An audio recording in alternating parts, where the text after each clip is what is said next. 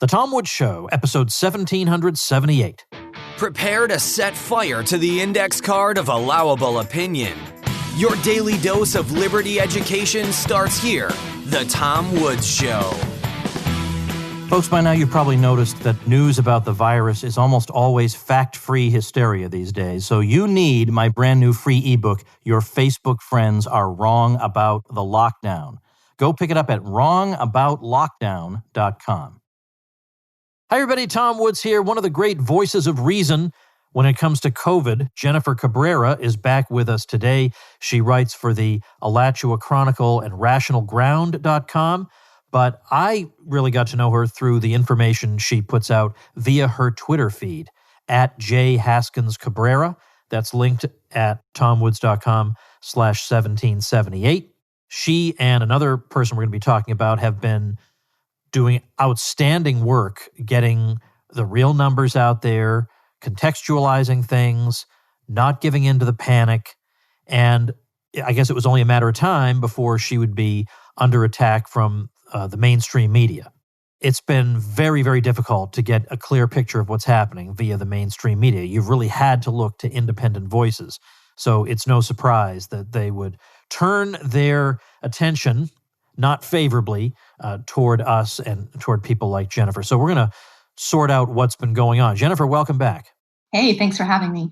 I guess it was bound to happen, but on the other hand, if you weren't doing anything worthwhile, nobody would be writing about you.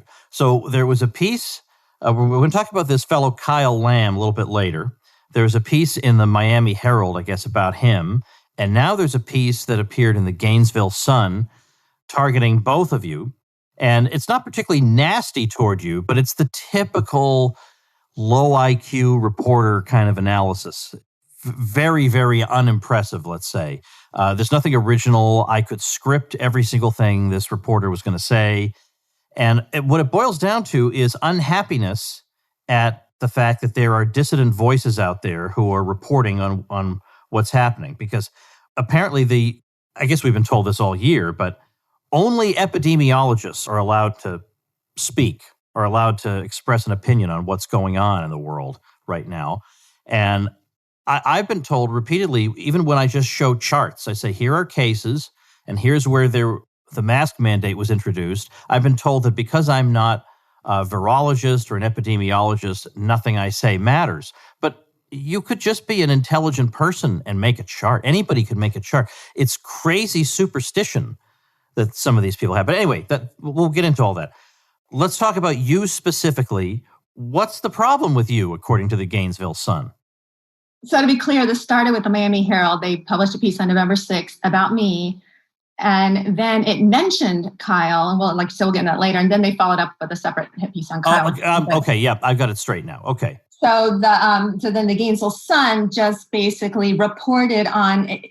The Gainesville Sun reached out to me on, I think, Wednesday morning and said, we're doing an op-ed on the coverage of your death certificate article. So this all goes back to some Florida COVID death certificates that my husband and I were able to examine. And I wrote an article on it. And the bottom line on the article, I don't make any medical conclusions in the article. What I say is that death certificates have a part 1 and a part 2. Part 1 is supposed to be a sequential account of what caused the death directly. Part 2 is anything else the doctor thinks is like a comorbidity or something else, other maybe diabetes, that sort of thing could go in part 2 if it didn't directly lead to the death. Up until March, we typically only looked at part 1 causes of death when you're categorizing the cause of death. And the WHO, World Health Organization, still says that if COVID's in part 2, it's not a COVID death. But in March, the CDC changed the guidelines so that COVID anywhere on the death certificate, even in part 2, is not a COVID death. Is a COVID death. So now we're counting COVID differently than we've counted any other cause of death ever. And in fact, we found it appears that doctors are being, at the very minimum, they're giving guidance to put COVID on there if there was ever a positive test. What I mean by that is we found death certificates that said things like, in part 2, asymptomatic positive swab for COVID, or COVID July 2020, where it's clear that the doctor felt that they were supposed to mention it, but they didn't feel that it contributed to the death. Often it's at the long end of a long list of other health conditions the person had. So this is the doctor saying they didn't think COVID contributed to the death, but we're counting them as COVID deaths. According to the Miami Herald, that's me making a medical conclusion, or being an epidemiologist, which I don't know what that has to do with death certificates anyway. Yeah, nothing. But that's me going outside of my area of expertise and, making judgments I'm not qualified to make. But instead of neither the Miami Herald or the Gainesville Sun addressed my article directly, Miami Herald wanted to smear me, I think, to get at the governor, because they want the governor to lock down Florida more. They're unhappy at the reopening that provides a test case really to all of America of what happens when you don't lock down excessively. And what we're finding is that right now there's a small rise in cases that's probably seasonal. Nothing crazy is going on, and it's certainly not anything more than any other state is seeing. So anyway, I believe this is an attack on the governor, but so they went after me because they claim the governor leaked these records. They have no evidence of that. Their article doesn't even say that. It's just in the headline. And then they found an epidemiologist to say that our conclusions were crap, because everyone knows that COVID deaths are undercounted, not overcounted. Of course, they give zero evidence for that, of course. But anyway, so then the Gainesville Sun reached out saying they were doing an op-ed on the coverage of my death certificate piece. Again, not what I wrote, but on Miami Herald's article on what I wrote. And they were just clearly looking to smear me. So I didn't give them anything they could use, refused to talk to them. And in fact, they did not quote me at all. They just ended up saying that my degrees are in electrical engineering and my husband's degrees are in economics, and we're not epidemiologists. And that to them is a slam dunk, apparently. Oh, there's so much to say here. First of all, the Herald and the Sun both speak about economics all the time, and I'm sure they haven't got a single economist on the staff, and that doesn't stop Let me them. just jump in right there, because the same day, so this same columnist at the Gainesville Sun wrote an article yesterday that if we would just all wear masks, it would help the economy.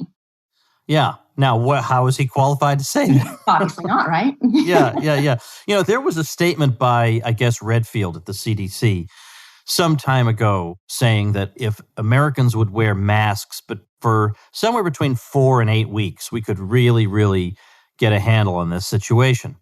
And the mask charts that we talked about last time, that you guys featured from Ian Miller on rationalground.com, really do disprove that, because those are places that have been wearing masks for far longer than 8 weeks in some cases. And if masks are that significant in the fight against the virus, we should, even though there are many factors at work in society, not just the wearing of masks, if the wearing of masks is that significant, it should show up on the chart. It should be obvious, oh, this must be where the mask mandate was introduced. And as you and I know, that's certainly not the case. Now, by the way, when they say everyone knows, my friend Michael Malice on Twitter just the other day said everyone knows is usually code for I have no idea what the blankety blank I'm talking about. So that always, my ears perk up when I hear that.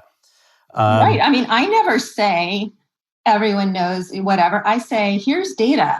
Right. Here's information for you. Do you think maybe we should be asking questions about these things? And the answer is always, shut up, sit down. Here's the propaganda. Don't rock the boat. And we're going to, ban you from Twitter or whatever if you do. I mean, Martin Koldorf has been on my show from Harvard Medical School, and he just said flat out that he says, now this is not an official survey or anything, but in my profession, I do talk to a lot of infectious disease epidemiologists. And he says the majority of them have never favored lockdowns and have always favored a focused protection approach of the sort that he and his colleagues have been advocating. So the claim that the science is all on one side is, as usual, just a bunch of political BS. And of course, the idea that the state will decide, the state ought to decide who the experts are that you listen to, is also ridiculous. But the key thing here to me is making sure that DeSantis understands that in spite of these attacks, there is very considerable support for him out there. And I hope the fact that Trump took the state somewhat convincingly is a message of reassurance to him. I hope so too. On your point on the listening to science or whatever, the Gainesville Sun and Miami Herald are clearly just trying to score political points here, because the Gainesville Sun finishes his column saying that he's no public health expert, but that's why he relies on the consensus of such experts. Well, we all know what they mean when they say consensus. And then he says, thankfully, our country just elected someone to the presidency who says he will base decisions on such expertise. But then he says, unfortunately, we still have a couple more months with a president who only listens to scientists who agree with him. Okay. He's specifically acknowledging that there are scientists who disagree with this supposed consensus, but there's a consensus. Yeah, and what could be, it's crazy. It's just crazy. So, all right, let's talk for a minute about who Kyle Lamb is, and just to let people know what's happening with that. Because I don't know him. I follow him on Twitter, but I'm sure that unlike you and me, he's never been attacked by major newspapers before, and he's young, and it's probably pretty disorienting for him. What exactly is going on? So Kyle, I would say go follow him on Twitter, but because of his pending job with the state of Florida, he's actually not posting very much. Although he posted something really good this morning on flu disappearing. His handle's KYLAMB8. Anyway, Kyle just posts charts like the rest of us on a purely volunteer basis. He goes out, he finds data that nobody else could find. Over the weekend, we've all been looking for, everybody at Rational Ground, we've been looking for our prior year hospitalization information, because we want to compare prior flu seasons to COVID hospitalizations now. A lot of what we do is just putting data in context, because the media loves the headlines. But if you say, 50 people died today, and we say, well, a normal day in Florida, 500 people die, that puts things in context, right? So anyway, Kyle over the weekend found a data set of hospitalizations from previous years that none of the rest of us had been able to find. Kyle every day downloads CDC data and keeps an archive of it in case it goes away. So he has a personal archive that few other people have. But this is the kind of thing Kyle does. He's very organized, very methodical. Nobody's ever found, if somebody does find a problem with one of his charts, he immediately fixes it. He's very careful, and he does great work. And my understanding is that the governor follows a bunch of us on Twitter, Governor DeSantis, and that he was looking for charts, someone who could make charts for his messaging, and not just for COVID, but for other policy issues going forward. And he likes the work Kyle does. And he offered him, honestly, a almost insultingly entry-level job. This job pays like $40,000 a year. I don't know why everybody's all up in arms about Kyle's qualifications, because I don't think any of them would work for $40,000 a year. Certainly no epidemiologists or doctors or, PhDs would work for $40,000 a year. But anyway, so he offered Kyle this job. Kyle accepted the job. Kyle announced the job on Twitter. And, then immediately people started attacking him. And it's really what happened with Kyle was that 4 people came out of the woodwork. Kyle used to cover Ohio State sports, mainly football. And in the community, if you want to call it that, of other journalists that cover Ohio State sports, there are 3 or 4 people who dislike Kyle for whatever reason. And I will tell you, a big clue is that these people have things in their Twitter bios like proud Democrat socialist. So they're not politically motivated at all. And anyway, they contacted the Miami Herald apparently and said, hey, Kyle has done things. Well, my understanding is they said that he had said untrue things about Sandy Hook. And that's where the conspiracy theory, all of the thing about Kyle being a conspiracy theorist comes from. The problem is the Miami Herald couldn't verify that because it's not true. So they never said that part of it. They just said he's a conspiracy theorist. And that's everywhere. My Gainesville Sun picked that up. The headline of the Gainesville Sun piece, conspiracy theorists guiding COVID-19 policy. So first of all, they never say what we're supposedly conspiracy theorists about. And the second is Kyle and I are not guiding COVID-19 policy. That's ridiculous. And so anyway, it's a bunch of people just trying to take untrue statements from politically motivated individuals who have never met Kyle and somehow make that a story to, I really think it's to cause DeSantis to pause before reopening Florida more. It's funny how some things get certain people up in arms and others don't. So Scott Atlas, being a radiologist, but also a public health expert, well, that's not good enough. He's got to be a this or a that. And of course, they say that because he's not saying the things they want him to say. Because if you have a Zeke Emanuel, who's an oncologist, and by their standards, equally not entitled to an opinion, somehow that just is allowed to pass because he has the officially approved opinions.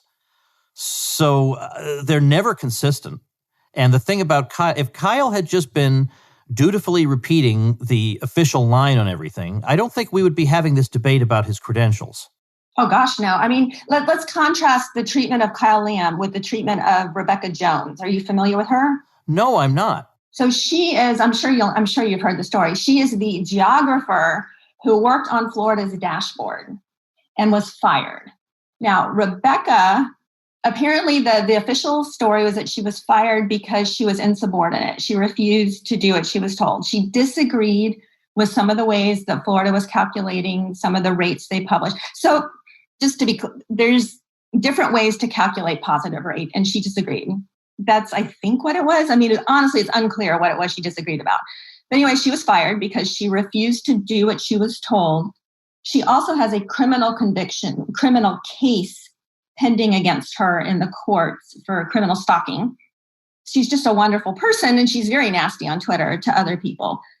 But she is a hero to the media because she implied on CNN and all over national TV that Florida Department of Health was suppressing COVID information and they were rigging the statistics. And in fact, there was, I think the Miami Herald story on Kyle or some later story said something about that he was being hired to rig COVID data. So, Rebecca is a hero. Kyle is a villain.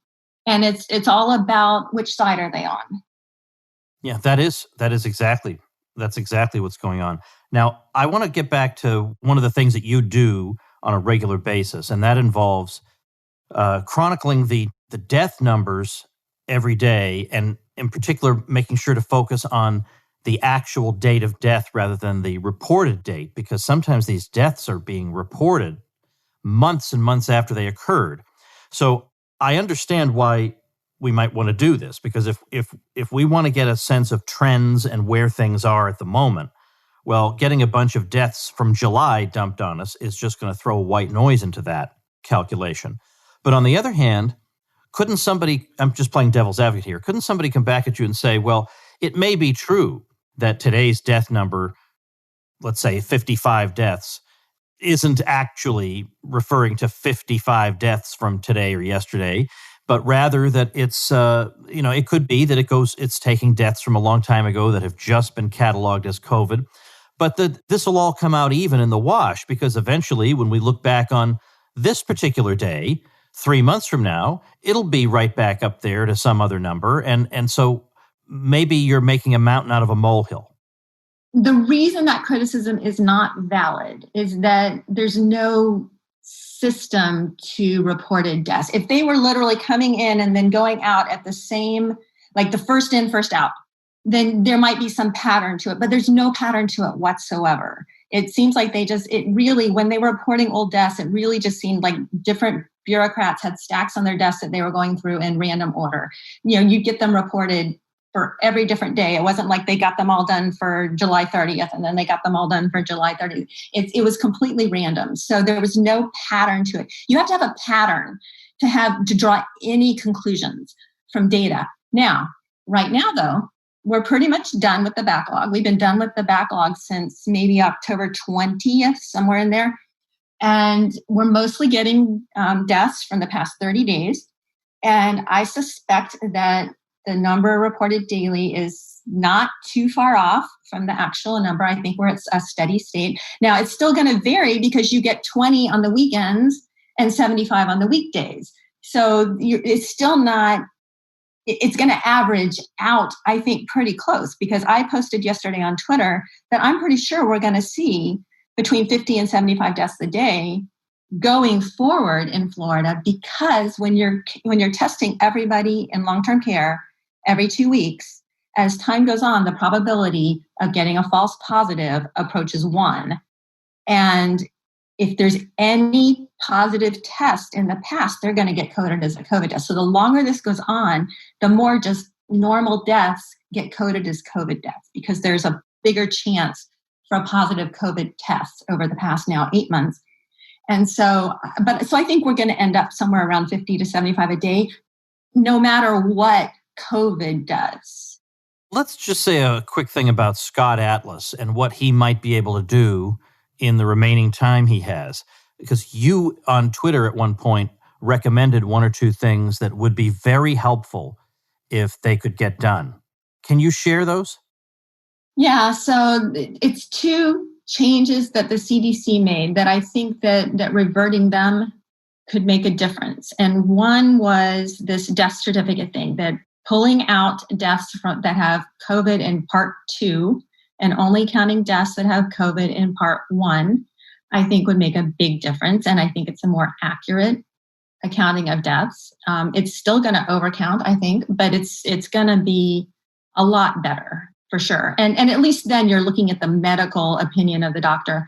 And what was my other one? What was my other one? What might it have been the PCR cycle? Well, it's not that. I mean, that obviously that's one, right? If we reduce PCR to somewhere between 30 and 34, the number of cycles of amplification, you're going to get a more accurate test. But it was specifically a CDC change. Oh, I think it was in 2009. H1N1 was the first case was found in April of 2009. By July of 2009, the Obama administration said, hey, this is already so widespread. There's no point in continuing to test like crazy. There's no point in reporting cases. We're just going to track hospitalizations and deaths. And I think if we stopped tracking, we stopped making cases reportable, then we would stop counting all of these possible false positives. We would remove the incentive to massively test, and we would track hospitalizations and deaths, and that's what matters. But you have to have the deaths counted correctly with only part 1 deaths. Right. Okay. Now, those are things that obviously would be helpful. I wish there was a way to get through to him. He tweeted the other day, just yesterday, he was talking about, I'm sure you saw this, about what Governor Whitmer is doing in Michigan, another round of restrictions, treating everybody like they're 7. And his tweet was something like, this doesn't end until people rise up. In effect, you get what you're willing to put up with. And Bill Kristol, the neoconservative commentator who has, to my knowledge, not been right on anything in the past 20 years. I remember his prediction for 2008 was that it would be Condi versus Hillary, and that would be the big battle. He wrote a whole book on this. That'd be the big battle of our time. Although maybe I'm confusing him with Dick Morris on that. I can't. Who even cares, right? None of these. Right. It doesn't matter. It doesn't even matter. But Bill Kristol who's been a never Trumper and a hysteric on the virus, came out and said, whoa, what is this? A call to violence from somebody in the White House, somebody from Stanford calling for violence? And so Atlas actually had to clarify himself and said, no, I mean things like having protests and voting and stuff. Why would your first instinct be that I meant grab some guns and run into the street? But that's Bill Kristol for you. And I'm sure a lot of other people jumped on that. They would not have, if somebody else had said, I look forward to when the American people rise up and resist this, which they've said for 4 years under Trump. Yes, we need people to rise up and resist. Nobody said, oh my gosh, you're calling for violence. And they were, to be fair, but I mean, what do you call Antifa except the militant arm of that movement, right? True. But no, exactly. There was an example just a couple days ago in Denmark. They were going to put in a whole bunch of new restrictions, and there was such an outcry that they decided not to. That does not happen in America. In America, about half of us are literally begging for more restrictions, more lockdowns. And the rest of the people, as far as I can tell, just want to be left alone, keep their head down, not get in trouble. And they're just going along because they don't want to lose their businesses. They don't want to lose their jobs. And the problem is that the vocal ones are the ones begging for more lockdowns. And, our side needs to be more vocal. Lockdowns are not harmless. They have many, many victims. People are dying, and people will die in, future years because of what happened this year, because of lost jobs, lost businesses, depression, whatever else, all the side effects of lockdowns. They're not harmless, and we need to speak up. One of the big stories right now is hospitals are overwhelmed, right? Well, there was somebody came out today and said one reason hospitals are overwhelmed. Everybody says it's not because there's no beds. Even the doctors, they're like, there's plenty of beds. We don't have enough staff. The staff are overworked. They're exhausted, etc. They're quarantined, so we don't have enough. One of the problems that hospitals are having is that when kids are not in school, moms who are nurses and doctors can't work, especially the low end. I guess doctors probably figure it out, but nurses, they just don't work. And we're very low on nurses right now because their kids are not in school. This all cascades into all aspects of society. Our economy and our society is you can't change one thing and expect nothing else to change. Yeah, that's the astonishing thing. I know that there are people who must be smart enough to understand the repercussions of this, but it's incredible how many people I run into on social media who I think genuinely have no idea about the collateral damage. I just can't believe that they actually know about it. So I finally got sick and tired of explaining it to them every single time. So I wrote up a blog post called Death by Lockdown. Mm-hmm. And I just link to that every single time somebody comes at me saying that I want to kill people. And I just say, well, it looks like you guys have a pretty massive head start on me. And you might say, Woods, you should try to be more persuasive than that. But at this point, I can tell right away the kinds of people who are reachable and the kinds who are not. And the kinds who are not are doing a lot of damage. And the people who are on the fence need to see those people being rhetorically pummeled mercilessly. I don't see what else I can do. Yeah, same. You can tell as soon as somebody's the first questions, well, it's usually the second. Sometimes the first question on Twitter I'm willing to answer. And as soon as they come back and they're not honestly engaging with my argument, I'm done. But you're right. We have to keep, we have to have references that we point to, charts, articles, whatever, so that other people can see what's going on. What I found is that people, my friends, people that are very smart, who even understand medical things or whatever, they realized early on that they were being lied to about COVID, that nothing that the media was saying matched what they were seeing in the world around them. As a result, they just tuned it all out, and they literally don't know anything about COVID. They're just trying to get through their day. And I'm trying to reach those people to say, hey, please start asking questions. Please try to look at, why do we have large case counts? What are the problems with the PCR tests? How are we counting COVID hospitalizations? How are we counting COVID deaths? Don't just take the numbers coming at you.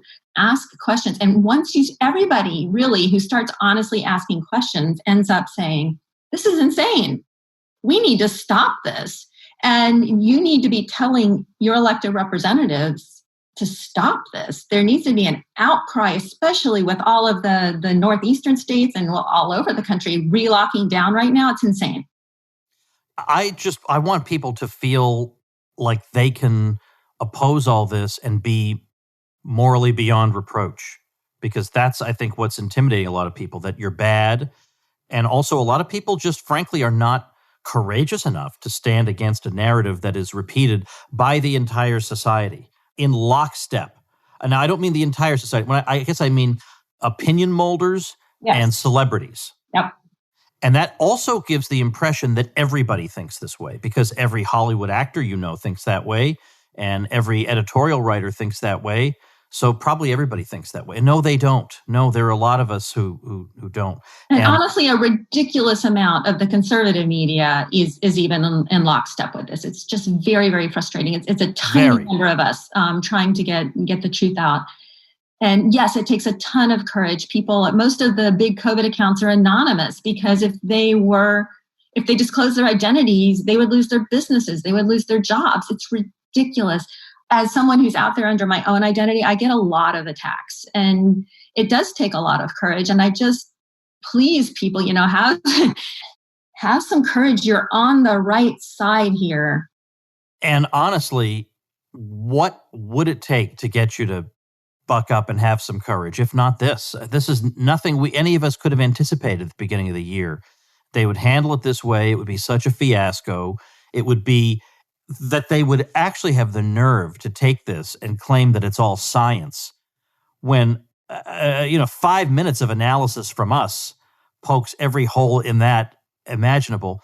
This Friday in Melbourne, Florida, there's going to be a gathering of state legislators from around the country, about 100 of them. And I'm going to be, number of us are going to be talking to them, and I'm going to be talking to them about this issue and giving them, I'm actually going to have a physical handout. Even in this age of the internet, I'm going to have a physical piece of paper I'm giving all of them, telling them these are the resources you need and these are the accounts you need to consult, and yours is going to be on there every day to stay informed about what's going on, because each of you is going to go back to your home state and be a champion for those silenced voices out there, the people whose dreams and aspirations and livelihoods have been ruined, whose savings have been decimated, the people who are dying of loneliness. You are going to be their spokesman, because if not you, then it's no one. If it's not you, then it's no one. And you're going to get a lot of hate from the people who want the mainstream narrative repeated, but those people already have their state legislators. You are going to be the voice of the voiceless, and I'm going to be sending them out to go do that. And that makes me feel like, again, even with the limited reach I have, I'm doing everything I possibly can with it. And that's how we all need to think. With whatever reach you have, what can you do on behalf of the cause of getting life back to normal? Right. That's excellent. And back to the science. In my response to the Gainesville Sun, I linked to the CDC 2017 document on how to deal with the pandemic. It specifically says that you would not do any of the things we're doing. That is an official policy document that we just turned our backs on and then claimed it was science. And it's ridiculous. And people need to understand that. They need to go read that document. I mean, nobody wants to go read, bureaucratic documents, but I pulled out some quotes in my piece, and it's so obvious that we turned our back on everything we knew about pandemics. Just going on to state legislators, I have reached out to my state legislators and said, hey, if any state legislator in Florida wants to understand COVID, I will talk to them. They can ask any question they want. No response. Yeah. But I think maybe, well, I'm going to be having Cliff Maloney on my show this week. He runs Young Americans for Liberty. And he tells me that across the country, his organization helped to get a whole bunch of sane state legislators elected. And we're going to be talking about that. He counts 176 of them. Now, that's a drop in the bucket. But the thing is, if each state has just one, that guy or that woman is going to get a huge amount of media attention. You just have to be one. This really is a case of where that one voice can actually make a difference. I mean, one of the things that made Ron Paul a special congressman was that he was willing to vote 434 to 1. If he thought the thing was unconstitutional, he would just vote no. Now, if the vote is 403 to 32, well, nobody really cares. But if it's 434 to 1, there's always some curiosity. Who was that one and why? So in this case, with COVID, if you're that one and you just won't shut up no matter what they throw at you, because you're just a state legislator. If you don't get elected again next time, who cares? Right? Your life goes on. It's not like you're a U.S. senator or something. It doesn't matter. You go back to your life and whatever. You can be a little bit bolder. And so I hope that happens. So rationalground.com is the website people should follow for you? Yes. And my personal Twitter is J Haskins Cabrera. I'm also on Parler, Jennifer H. Cabrera. I find Parler very clunky, but I know a lot of people like to be there instead. So there I am. Not as much, just the daily death stuff, really. I haven't gotten over to Parler yet, but I don't want to be the last one there. So I know I need to do it. And everyone's telling me the same thing about the user experience. So I hope that that gets worked on. But anyway, thank you so much for your time. I'm going to put everything you just said. We'll have your Parler, your Twitter, and rationalground.com on the show notes page, tomwoods.com/1778. Well, thanks for doing what you're doing. I appreciate your time today. Thank you so much. Okay, everybody, if you like and appreciate what's going on around here, then make sure and join the Tom Woods Show Elite, which is my private group of smart people who will not accuse you of being a murderer because you want to eat in a restaurant. And membership, for those of you who are looking for a haven of sanity, is via supportinglisteners.com. I'll see you tomorrow. Become a smarter libertarian in just 30 minutes a day.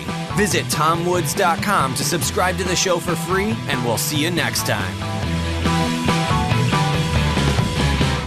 Like the sound of The Tom Woods Show? My audio production is provided by Podsworth Media. Check them out at podsworth.com.